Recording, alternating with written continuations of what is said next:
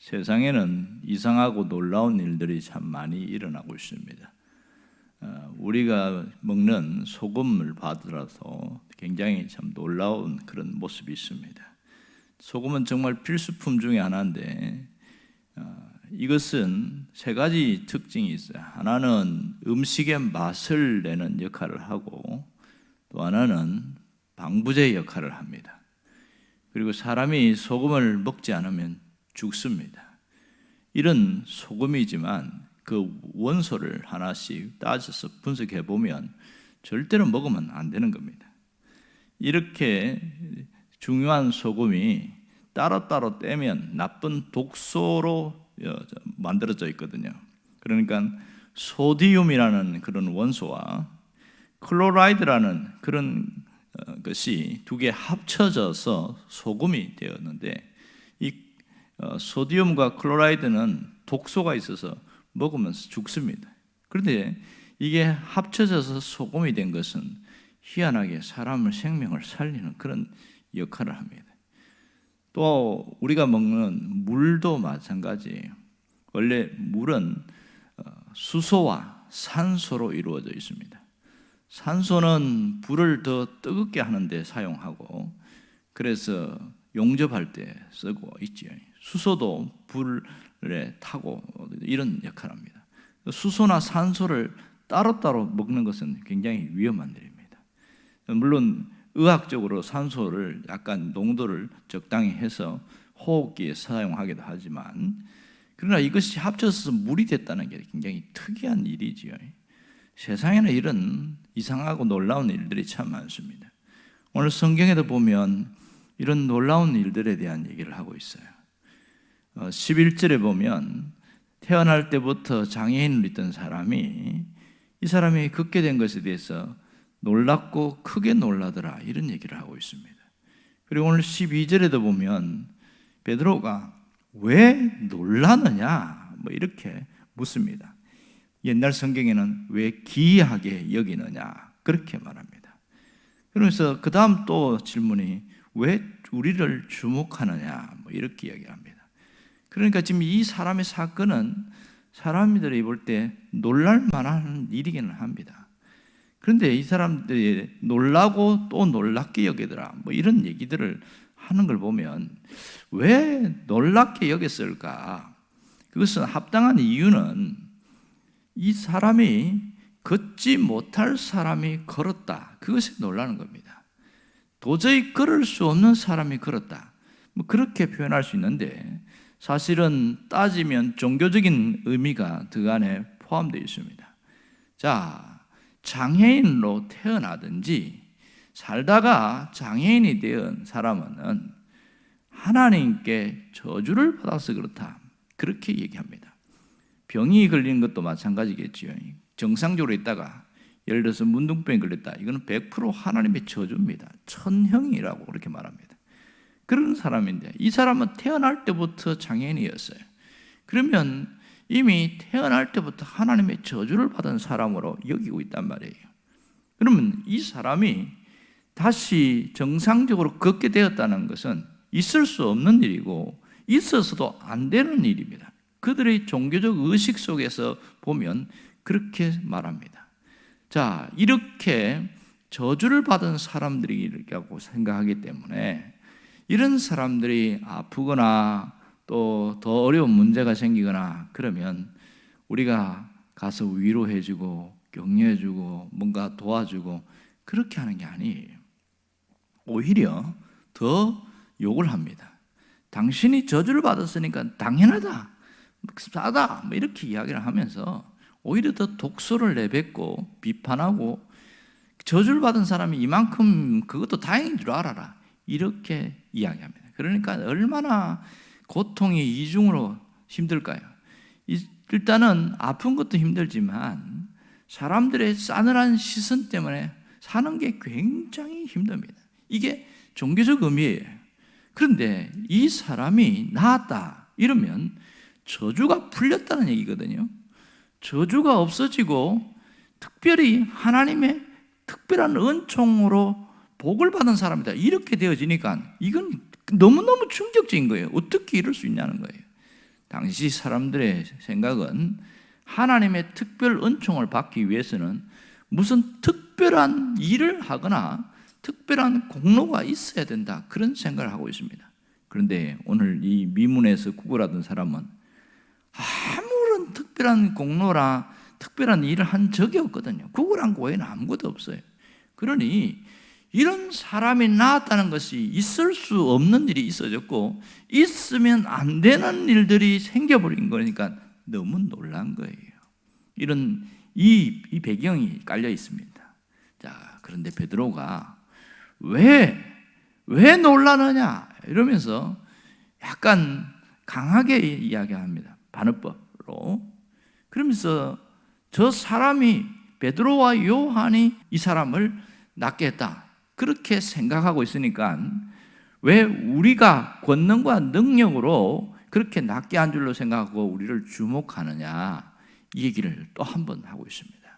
그러면서 오늘 베드로가 중요한 이야기를 해요. 우리를 보고 놀라지 말고 이 사람이 이렇게 된 근본적인 이유를 이야기를 하고 있는데 그게 16절입니다. 16절을 보면 이렇게 이야기를 하고 있습니다.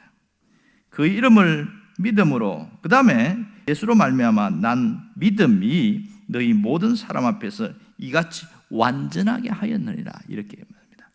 결국은 정리해보면 예수로 말미암아 완전하게 낫게 하였다, 이렇게 이야기를 하고 있어요. 누가 고쳤느냐? 이것은 사람이 한 일이 아니고 하나님이 한 일이요, 예수님께서 하신 일이다. 예수님이 우리를 통하여 하신 일이다, 이 얘기를 하고 있습니다. 여기서 이 사람이 가진 믿음 때문에 났다는 것은 뭐냐면, 우리를 보라 했을 때에 바라봤고 일어나 걸어나 했을 때에 그 짧은 순간에 간절한 열망으로 그 믿음이 그 안에 들어와서 잡았을 때, 그때에 예수의 영이 임하셨고 치유의 역사가 일어났다는 그 얘기를 하고 있는 거예요. 오늘 베드로가 지금 이 12절부터 26절까지는 베드로의 두 번째 설교라고 이렇게 얘기를 했는데, 그 중에 첫 번째 설교와 비슷한 얘기로 똑같은 얘기를 하고 있습니다. 그게 뭐냐면 예수님에 대한 얘기를 하고 있습니다. 예수님이 낫게 했다, 이 얘기를 강조하고 있으면서 예수님이 우리를 살리시고 우리를 일으키시고 우리를 회복시키는 그런 분이시다.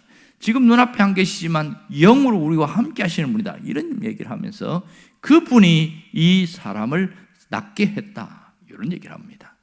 그러면서 여기서 끝나지 않고요, 예수님이 누구신지를 이야기를 합니다. 예수님은 메시아인데 사람들이 그걸 모르고 죽였다. 하지만 예수님은 다시 무덤에서 부활하여 살아나신 분이다, 그 얘기를 여기서 또 한 번 하고 있어요. 그러면서 뭔 얘기하냐면, 예수를 영접하게 되어지면 너희가 죄사함을 받을 것이다. 그 이후에 일어나는 얘기가 그런 얘기입니다. 19절에도 그런 얘기를 계속 강조하고 있죠. 그래서 결국은 뭘 이야기하고 있습니까? 복음을 이야기를 하고 있어요. 복음을 전하고 있단 말입니다. 이게 참 놀라운 일이에요. 우리가 살아가면서 참 이런저런 일로 많이 놀라는 일들이 생깁니다. 거기에는 마이너스도 있고 플러스도 있습니다. 마이너스는 어떤 사건이나 어떤 일 때문에 충격을 받는 것, 이게 놀라운 거죠. 그러나 플러스는 뭐냐면 내 안에, 내 삶 가운데서 자식들이나 또 우리 일에서 일어나는 굉장히 좋은 일들, 아주 유익한 일들, 이런 일들이 일어날 때 정말 놀랍다, 어떻게 이런 일이 일어나나, 이렇게 하면서 하나님이 내게 은혜를 주셨구나, 이렇게 생각을 합니다. 그러나 우리가 안에 정말 더 놀라운 게 뭐냐면 바로 예수 이름의 능력이 우리를 통하여 나타나는 일입니다. 내가 예수를 믿은 것 자체가 사실은 굉장히 놀라운 일입니다. 아무리 믿으라고 해도 죽을 때까지 안 믿는 사람이 있어요. 그런데 내가 예수를 믿어진 게 놀랍고, 내가 믿어진 거 또 그 나를 통하여 예수의 능력이 나타나는 게 놀랍습니다. 어떤 유명한 총장님이 계시는데 이제 부인은 교회를 오랫동안 다니고 이분은 무신론자예요. 근데 병이 들어서 이제 병원에 병상에 누워 계시는데 그 교회 이제 담임 목사님이 좀 얼굴은 익히고 있으니까 가서 보니까 병 상태가 심각하고, 그래서 솔직하게 이야기를 합니다. 사람은 한 번 왔다가 죽는 것이 인간의 정한의 위치인데, 총장님도 이렇게 안타깝게도 제 병으로 고생하시는데 우리가 죽은 이후에 내세의 삶이 있습니다. 그러면서 오늘 우리가 죽을 수 있지만 내세의 삶을 준비해야 됩니다. 뭐 이러면서 이제 복음을 전했어요. 그런데요, 그분이 딱 한마디 하는 겁니다. 내가 왜 죽어? 지금 죽어가고 있으면서 나 안 죽어! 이렇게 해서 호통을 치니까 뭐 더 이상 말을 못한 거예요. 그래서 한 발 물러나는데 세상에 그 목사님 가시고 나서 3시간 만에 돌아가신 거 아닙니까? 안 죽으려고 발부둥 쳐도 어쩔 수 없이 사람은 가는 거예요. 그러니까 아무리 이야기를 해도 죽음 앞에서도 안 믿는 사람들이 있더라는 거예요. 그런데 우리가 예수가 구주가 되시고 나의 인생의 주인이 된 게 믿어지는 게 놀라운 일입니다.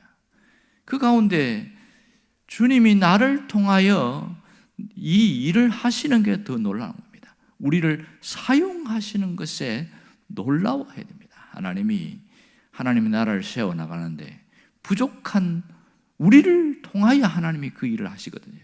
교회를 세워나가는데 이렇게 연약한 우리를 통해서 그 일들을 해나가시는 겁니다. 내가 하나님 앞에 쓰임 받는 것에 대해서 놀랍게 여길 수 있어야 돼요. 야, 정말 놀랍구나. 오늘 내가 마음가짐이 뭐냐면 내가 죽는 그날까지 주님이 원하시는 일에 대해서 내가 끝까지 잘 감당하리라. 그 마음을 먹고 나아간다면 우리가 죽은 이후에 또 한 번 놀랄 겁니다. 나는 한 것이 별로 없는데 하늘나라에 갔더니 하나님이 내게 부어주시고 열어주시는 그 놀라운 상급과 내세의 엄청난 일들을 보고 한 번 더 놀라게 될 겁니다. 이 땅에 있으면서 별것 아닌 것처럼 보이지만 주님을 위하여, 교회를 위하여 주님 앞에 수고하고 헌신한 것은 결코 없어지지 않습니다. 하나님 앞에 내가 묵묵히 내가 감당해야 할 일을 잘 감당하게 될 때 모든 사람들이 놀라게 될 일들이 나타날 줄 믿습니다. 기도하겠습니다.